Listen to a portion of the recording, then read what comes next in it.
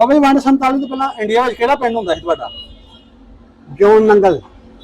ਜੀਵਨ ਨੰਗਲ। ਜਿਉ ਨੰਗਲ ਤੇ ਜ਼ਿਲ੍ਹਾ ਕਿਹੜਾ ਸੀ? ਗੁਰਦਾਸਪੁਰ। ਤੇ ਨਾਲ ਨਾਲ ਪਿੰਡ ਕਿਹੜੇ ਸਨ? ਇੱਕ ਤੋਂ ਚੇਤਾ ਪਿੰਡ ਦੇ ਨਾਲ ਨਾਲ? ਹਾਂ ਬੜਾ ਚੇਤਾ। ਕਿਹੜੇ ਕਿਹੜੇ ਪਿੰਡ ਸਨ? ਬਟਾਲਾ, ਹਾਂ, ਫਤਿਹਗੜ੍ਹ ਚੂੜੀਆਂ, ਅੱਛਾ। ਕਨੀਆਂ। ਆਪਣੀ ਜਾਤ ਕਿਹੜੀ ਬਾਬਾ ਜੀ? ਮੈਂ ਬਾਟਾ। ਬਾਟੋ ਤੁਸੀਂ? ਹਾਂ। ਅੱਛਾ ਅੱਛਾ। ਤੁਹਾਡੇ ਉਸ ਪਿੰਡ ਵਿੱਚ ਜਿਹੜਾ ਇੰਡੀਆ ਵਾਲਾ ਸੀ, ਉਸੇ ਮੁਸਲਮਾਨਾਂ ਤੋਂ ਇਲਾਵਾ ਵੀ ਕੋਈ ਹੈ ਸੀ ਧਰਮ, ਸਿੱਖ ਜਾਂ ਹਿੰਦੂ? ਹਾਂ ਹੈਗਾ ਬੜੇ। ਤੂੰ ਨਾਂ ਚੇਤਾ ਹੋਵੇ ਕਿਸੇ ਦਾ ਕਿਹੜਾ ਸੀ? ਨਾ ਨੇ ਨਾ ਕਿਉਂ ਪੰਜਾਂ ਬੰਦਿਆਂ ਦੇ ਯਾਦ ਦੱਸ ਜਿਹਦਾ ਨਾਂ ਚੇਤਾ ਸੀ। ਇੱਕ ਨਾ ਗੰਡਾ ਸਿੰਘ, ਅੱਛਾ ਇੱਕ ਨਾ ਮਹਿੰਦਰ।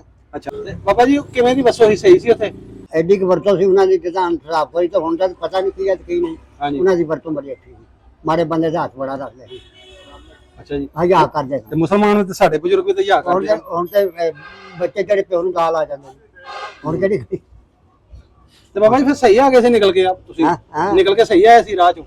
ਵਾਰ ਟੁੱਕਦੇ ਨਹੀਂ ਹੋਈ ਕੋਈ? ਬੱਲੇ ਬੱਲੇ ਬੱਲੇ ਕੋਈ ਹਿਸਾਬ ਨਹੀਂ। ਹਾਂ। ਐਨ ਲਾਸ਼ਾਂ ਸਨ। ਅੱਛਾ ਜੀ।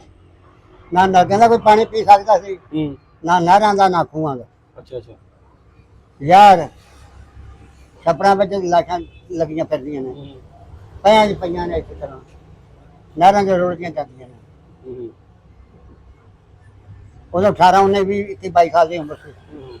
ਜੋ ਵੇਖਿਆ ਅੱਲਾ ਮਾਫੀ ਦੇਵੇ, ਚਾਲੀਆਂ ਦੇ ਪੱਤੇ ਆ ਮਾਰ ਮਾਰ ਕੇ ਬ੍ਰੇਕ ਹੋ ਗਏ। ਅੱਛਾ। ਉਹ ਖਾਜੇਗਾ, ਉਹ ਰੋਟੀ ਨਹੀਂ ਲੱਗਦੀ। ਤੇਰੇ ਲੱਗਣੀ, ਹੁਣ ਕੀ ਕਰੀਏ? ਵੱਡਿਆਂ ਵਡੇਰਿਆਂ ਨੇ ਜਾਣਾ, ਮੇਰੇ ਸਵੇਰੇ ਕਮਾਦ ਵੱਢਣਾ, ਗੰਨੇ ਲਿਆ ਕੇ ਦੇਣੇ ਚੁੱਕਣੇ, ਤੇ ਫਿਰ ਠੰਡ ਪੈਣੀ, ਫਿਰ ਪਤਾ ਲੱਗਣਾ ਵੀ ਅਸੀਂ ਜ਼ਮੀਨ ਤੇ ਬੈਠੇ ਹਾਂ। ਬਾਬਾ ਜੀ ਉਦੋਂ ਮੁਸਲਮਾਨਾਂ ਬੱਚੀਆਂ ਬੜੀਆਂ ਚੁੱਕੀਆਂ ਗਈਆਂ, ਸਿੱਖਾਂ ਦੀਆਂ ਵੀ ਕੋਈ ਬੱਚੇ? ਸਿੱਖਾਂ ਦੀਆਂ ਵੀ ਬੜੀਆਂ ਚੁੱਕੀਆਂ ਨੇ। ਹਾਂ। ਐ ਜਦੋਂ ਨਿਕਲਿਆ ਨਾ ਉੱਥੋਂ, ਅੱਛਾ। ਕੋਈ ਆਖੇ ਮੇਰੀ ਧੀ ਫੜ ਲਈ ਉਹਨਾਂ, ਕੋਈ ਆਖੇ ਭੈਣ ਫੜ ਲਈ ਆ। ਆਬਾ ਮੇਰਾ ਬੜਾ 7 ਭਰਾ ਸਨ। 7 ਮਾਛੀ ਦੇ ਤੁਹਾਡੇ ਨਾਲ ਵੀ ਜਵਾਨ ਜਵਾਨ। ਅੱਛਾ। 14 15 ਬੰਦੇ, 10 15 ਜੱਟਾਂ ਦੇ ਬੜੇ ਬੜੇ ਜਵਾਨ। ਅੱਛਾ।